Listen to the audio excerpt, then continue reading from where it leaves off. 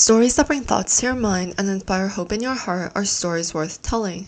Hey everybody, this is vyi'an, and today I want to briefly discuss the Xianzhou Luofu story in two capacities, not only looking back to the plot and the 1.0 versions, but also looking forward to the 2.4 and 2.5 Luofu story continuation. Life as a trailblazer is never boring. Having just wrapped up the Penacony main storyline, we learned that the HSR main storyline is now heading back to Xianzhou for at least 2 versions as indicated during the 2.4 livestream. Thus, I think that this is now the best time to revisit the Xianzhou Luofu story since, we've gone through Penacony and have enough material to make comparisons, and also have let the Xianzhou story settle a little. Personally, I'm aware of the criticisms towards the Xianzhou Luofu story online, and I think that a lot of them are valid and mostly objective, but it won't prevent me from saying that, hey, subjectively, on a personal level, the Xianzhou Luofu story was something that I enjoyed. Digging deep into the reasons, I think that my enjoyment mostly comes from the story themes and world building around Xianzhou, although the screenwriting and storyline does play a minor part in that enjoyment. So I'm going to analyze the themes that I've grasped from the story, acknowledge my own criticisms of the storyline and the screenwriting, and also state what my hopes are for the Xianzhou Alliance story in the future. I think that the overarching themes for Luofu and the larger Xianzhou Alliance can be summarized in 3 words: responsibility, resilience, and healing. I think that all 3 of these are built really well on Xianzhou's theme of immortality, and how immortality isn't pretty, nor is it truly eternal. The world building, character stories, and screenwriting all contribute to these themes, so let's take a look at them individually. Regarding responsibility, from the world building, we know that the Xianzhou Alliance was actually formed to find Yao Shi in order to obtain immortality. However, sometime after obtaining it, Xianzhou natives realized that it was a curse because people would succumb tomorrow, and the population growth could not be controlled. Moreover, due to Yao Shi's blessing taking the shape of giving the ships various sites of immortality, like the ambrosial arbor on the Luofu, the denizens of abundance and other believers of Yao Shi would try to harm Xianzhou natives in order to seize these sites, causing massive losses. Thus, when Lan finally ascended to Eonhood and struck the ambrosial arbor down, the Xianzhou turned to following Lan on the path of the hunt and swearing to eliminate the denizens of abundance. Moreover, Xianzhou natives also realized that they had a responsibility within. They could not have natives going to other planets and spreading the curse of longevity there. For example, in the center of Luofu's Starskiff Haven, we can find an NPC. Talking to her, we are told that she escaped the Xianzhou because she felt that nothing within her life is changing, so she'd rather go to some desolate planet and help the inhabitants there.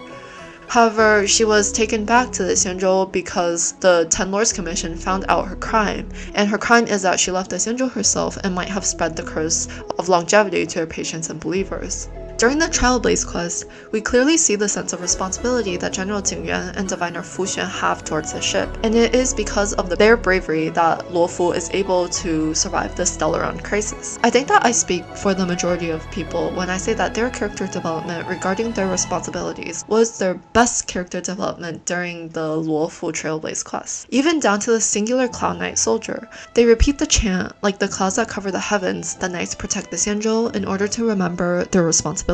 However, there is a downside to this massive sense of responsibility that seems to be omnipresent on a social level, and Starville doesn't shy away from showcasing that downside. On an individual level, this means that people might find the responsibility too much to bear. Take Dengfeng for example.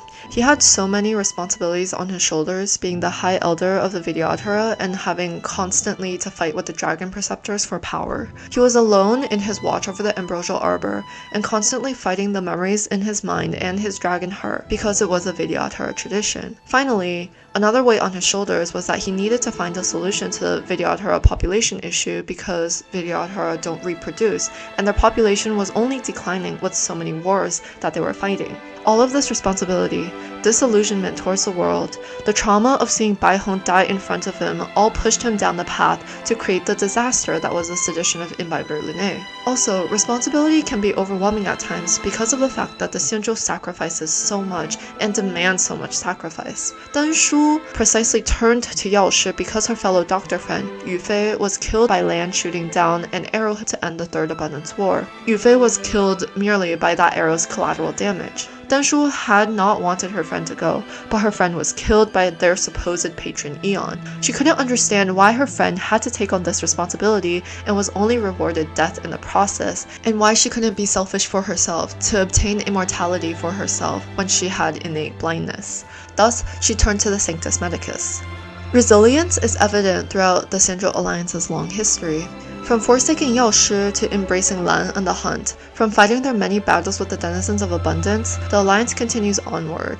On an individual level, against difficult trials such as war and supposed destiny, we see that the characters of the Xianzhou Luofu once again showing their resilience. Perhaps the real immortality that the Xianzhou has achieved is not immortal bodies, but undying resilience. For example, Jingliu lost everything when she was taken aboard the Luofu. She was a traumatized survivor from the remains of the Xianzhou Cangcheng, her home ship having been devoured by the demonic planet Rahu.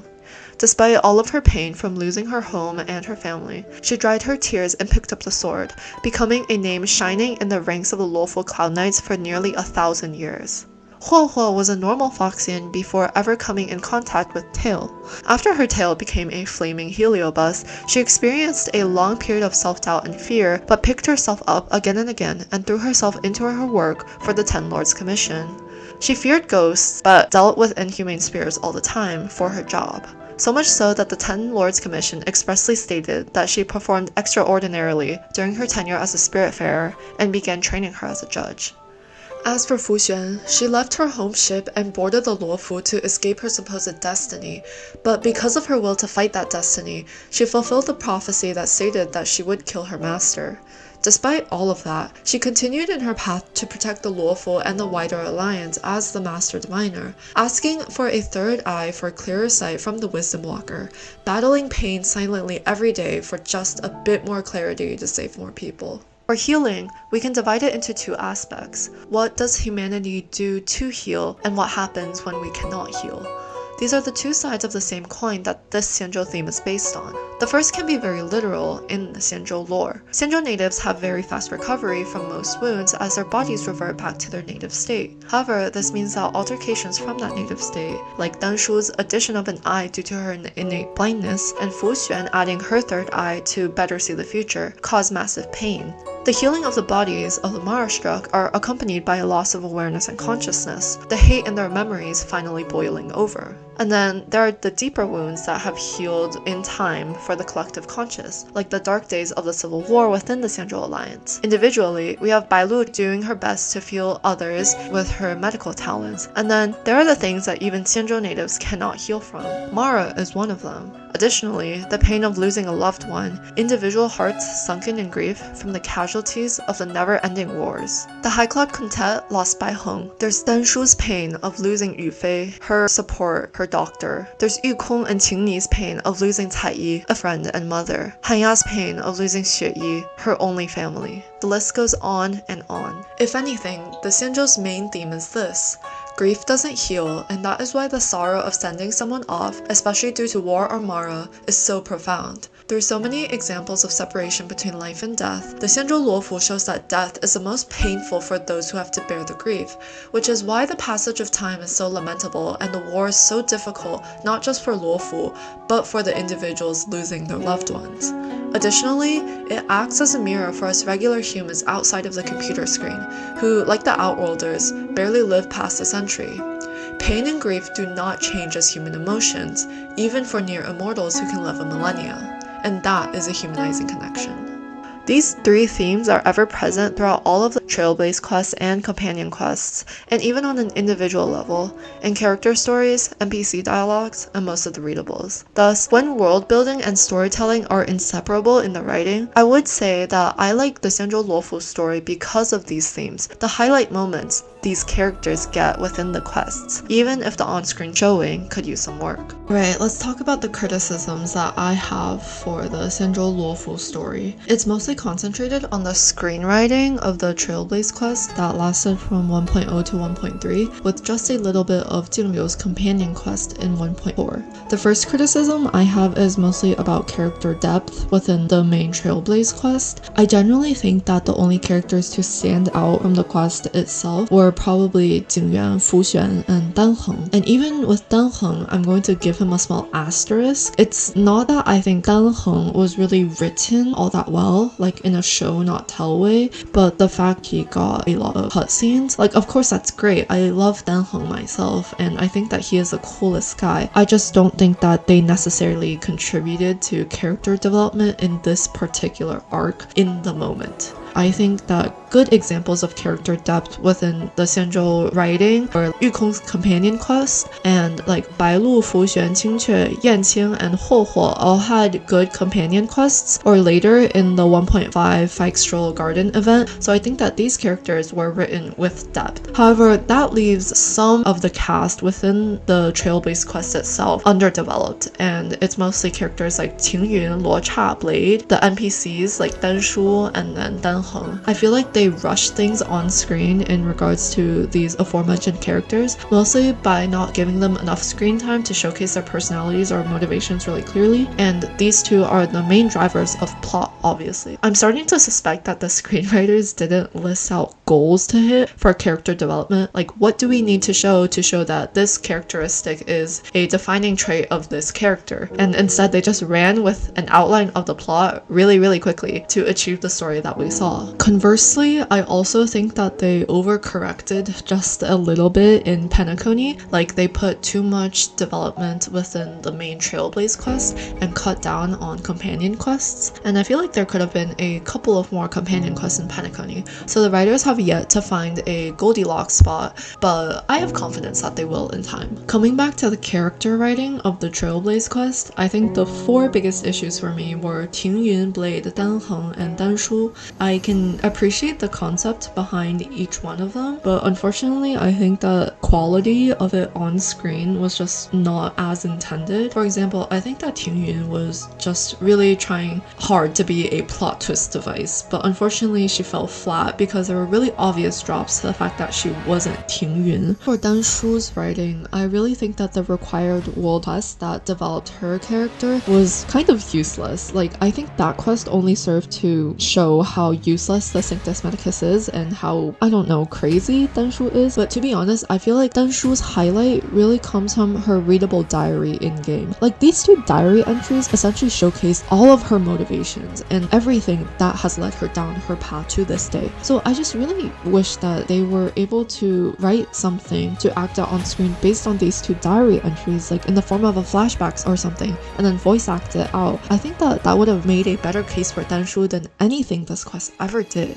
As for Blade and Danheng, my biggest issue with them was that 1, their screen time was really rushed, and 2, they seem to be internally inconsistent because of their low screen time. So if they had higher screen time, they would be able to establish their character with like better footing, but they now seem internally inconsistent. For Blade, the inconsistency comes from a line he says in his trailer, so I think that he has some leeway, and also the fact that he has Mara also gives him some leeway, but he says that they've fallen too far for their lofty Xianzhou ships. But after reading Blade's story, I personally think that this is something that Blade would not say. He knows it himself. He's the one who is guilty. He is the one who is struck with Mara and has the curse of longevity, and he's the one that has been searching for repentance and death all this time. He knows that it's not the Xianzhou's fault. As for Danheng, one is that his screen time within the Trailblaze quest was really rushed. From the start of 1.0, he only had a handful of scenes with Luocha and Su Shang when he was like trying to get to the Alchemy Commission, and then in 1.1 and 1.2, when he gets the Alchemy Commission, in the short time it takes for Danheng to get down to Dragon Vista Hall, they start absolutely cramming all of the Vyi'an lore within this short amount of time. So my question is, why couldn't they have put this lore within 1.1 Bailu's companion quest, or maybe even had Danheng meet Bailu ahead in the Alchemy Commission or something, give it to the player in like dialogue form, you know, slower, and then by the time you get to Dragon Vista Hall, you basically are reeling from all of the information, and then the song immediately hit. Like, of course it's memorable, but nothing stayed. And so it's why I feel really sad about how they fumbled Danheng's characterization, because Danheng has such an interesting background that has been teased since the launch of the game. And like, while it is still intriguing, I just think that they could have done done this reveal in a different way on screen, and the impact could have been much more profound than it actually was. Finally, Deng Heng's internal inconsistency is actually a detail in terms of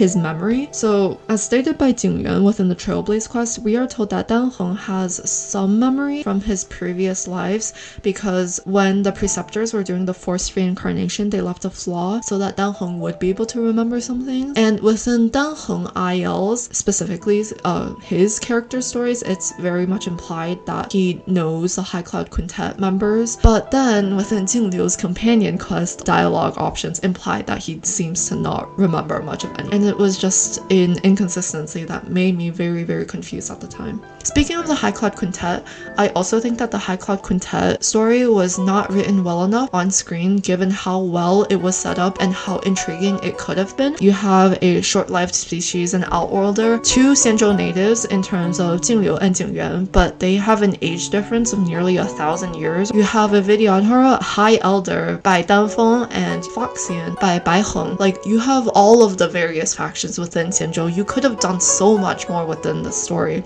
And the truth is, they did do a really good job, but only in individual character story writing. The quality of their individual character stories, they're very high. Great in English localization and chilling, I'd say, especially for Jingliu's in Chinese. Like, I'd personally say that probably the best in-game prose that I've ever seen. Not that the category means anything. However, it's the nature of Hoyo's games that most in-game readables are not read by the wider player base. So it's like, you can't fault players for saying that the story was not written well on screen, because it wasn't written well on screen. It really did not showcase much of the High Cloud Quintet story, their character, how they were 700 years ago.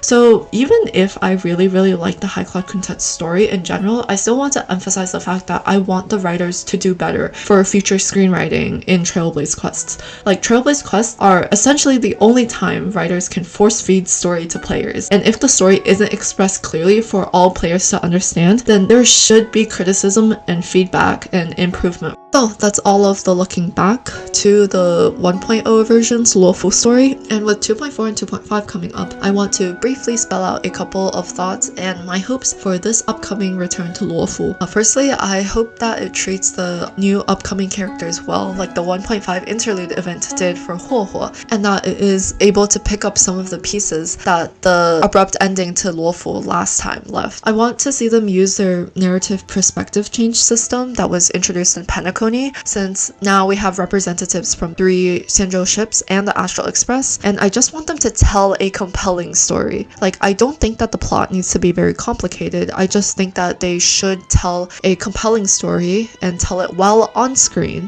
Finally, also with the release of Shackling Prison as a map, I want more information about the High Cloud Quintet, since it seems like at least 3 of them, let's see, Jingliu, Blade, and Dan Heng, have spent some time in there, and Jingyuan has also been down there. I also want the 3 themes that I have pointed out to be emphasized and built upon within this upcoming story. I think that they can really make some pretty interesting turns in story with just these 3 themes and what they currently have set up. For example, the Alliance is resilient for sure, but there are divides between the 3 factions, Foxians, Vidyadhara, and Xianzhou natives, even if they seem healed on the surface. If there is a civil war that breaks out around faction lines, would the Xianzhou Alliance be able to heal from that? I want the conclusion of Luofu's story this time to have a good transition with whatever that will come next. So other than this war dance update on the Luofu, I also just want to see transition maybe to another ship, like the Yaoqing or maybe the Xuling, one of the other ships that was mentioned at the end of Jingliu's companion quest. Finally, I just want all of the existing Xianzhou characters and Astral Express to interact more with each other. I really love group interactions on screen, since I think that most of them are really cute and sweet. Maybe Sushang and Fei Xiao, since both are from Yaoqing, and Sushang has actually talked about her general before, and Jingyuan and Fei Xiao, and maybe something like Jiaoqiu and Bailu. Basically, I just want all of the characters to have fun. You get the point. So that is all from me today. I am extremely excited for 2.4, obviously. Yeah. Hope that everybody enjoyed, and hope that my ramblings brought you some insight. Hope to see you guys next time. Thanks for watching.